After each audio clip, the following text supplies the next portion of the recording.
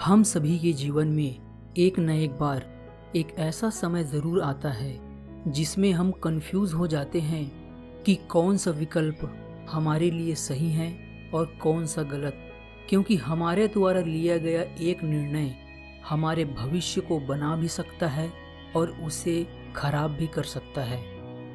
एक छोटी सी कहानी गौतम बुद्ध के जीवन से जो हमें बताएगी कि जीवन में सही निर्णय कैसे लें। एक बार गौतम बुद्ध एक गांव में लोगों को प्रवचन दे रहे होते हैं। सभी गांव वाले उन्हें बड़े ध्यान से सुन रहे होते हैं। उन गांव वालों में ही एक व्यक्ति दूसरे गांव का भी होता है जो बुद्ध की बातों को बड़े ध्यान से सुन रहा था।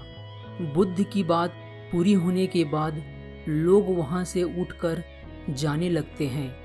तभी वह व्यक्ति दौड़कर बुद्ध के सामने जाता है और बुद्ध को रोक लेता है और बुद्ध से हाथ जोड़कर विनती करता है कि बुद्ध कृपा कर आप एक बार हमारे गांव में भी आएं।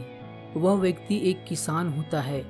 उस व्यक्ति की बात सुन गौतम बुद्ध का एक शिष्य उस किसान से कहता है, क्षमा करे श्रीमान, पर हम कुछ दिन पहले ही आपके गांव में गए थे।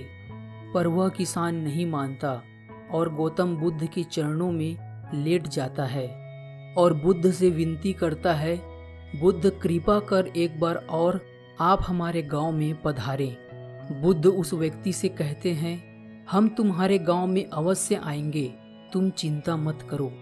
यह कहकर बुद्ध और उनके शिष्य वहां से चले जाते हैं। अगले दिन सुबह ही बुद्ध और उनके शिष्य उस गांव के लिए प्रस्थान करते हैं। कुछ देर में ही बुद्ध और उनके शिष्य उस गांव में पहुंच जाते हैं। बुद्ध को देखते ही सभी गांव वाले बुद्ध को सुनने के लिए एकत्रित हो जाते हैं। गांव के सभी लोग बुद्ध के पास आते हैं और बैठ जाते हैं और लोगों के मन में जो भी प्रश्न आते हैं, उनकी जो भी शंकाएं होती है, वह बुद्ध से पूछने लगते हैं और बुद्ध उन सभी प्रश्नों के एक एक करके उत्तर देते हैं। गांव के सभी लोग बुद्ध के पास आ जाते हैं, पर वह किसान बुद्ध के पास नहीं आता। वह किसान बुद्ध के पास इसलिए नहीं आ पाता क्योंकि उसी दिन सुबह सुबह ही उसके दोनों बैल खो गए, जो उसके रोजी रोटी का साधन था। वह घर में चिंतित बैठा हुआ सोचता है कि वह बैलों को ढूंढने जाए या फिर बुद्ध को सुनने जाए। वह पूरी तरह से दुविधा में फंस जाता है।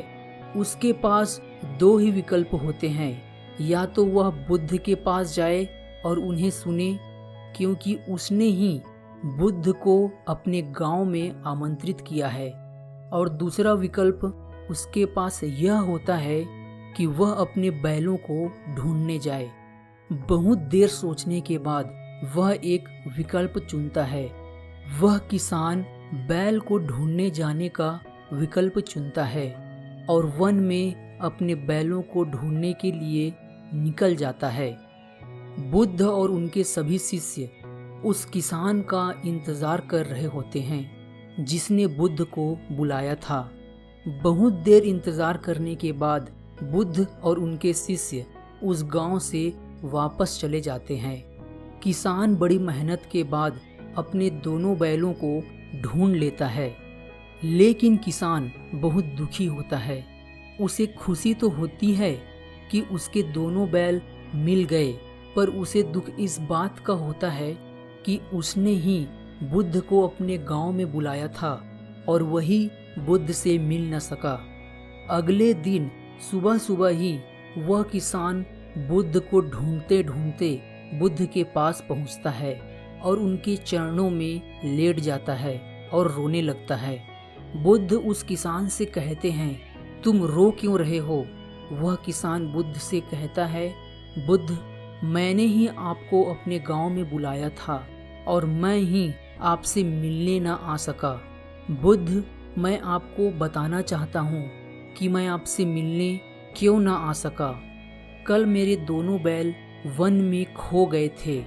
मेरे पास दो ही विकल्प थे, या तो मैं आपको सुनने आ जाऊं या अपने बैलों को ढूंढने चला जाऊं। बैल मेरे रोजी रोटी थे। अगर वह मुझे वापस नहीं मिलते तो हमारे भूखे मरने की स्थिति आ सकती थी। इसलिए मैं उन्हें ढूंढने चला गया। मुझे क्षमा करे बुद्ध, मैंने आपका अपमान किया।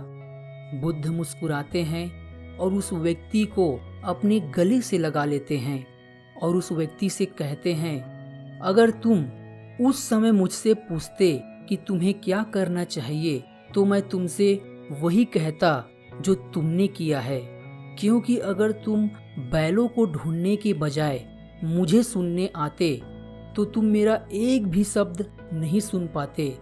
तुम केवल अपने बैलों के बारे में ही सोचते, पर अब तुम्हारे बैल मिल गए हैं। अब तुम मुझे आराम से सुन सकते हो। बुद्ध कहते हैं, मैं इस बात को जानकर बहुत खुश हूँ कि तुमने कर्म को चुना है। बुद्ध की बात सुन उस व्यक्ति के मन से बोझ उतरता है और वह बैठकर बुद्ध को आराम से सुनता है। तो दोस्तों, इस कहानी से हमें यही सीखने को मिलता है कि जब हमारे जीवन में दो विकल्प आते हैं तो उस समय हमें यह देखना चाहिए कि उन दोनों विकल्पों में से सबसे महत्वपूर्ण विकल्प कौन सा है और उसी विकल्प को हमें सबसे पहले चुनना चाहिए। धन्यवाद।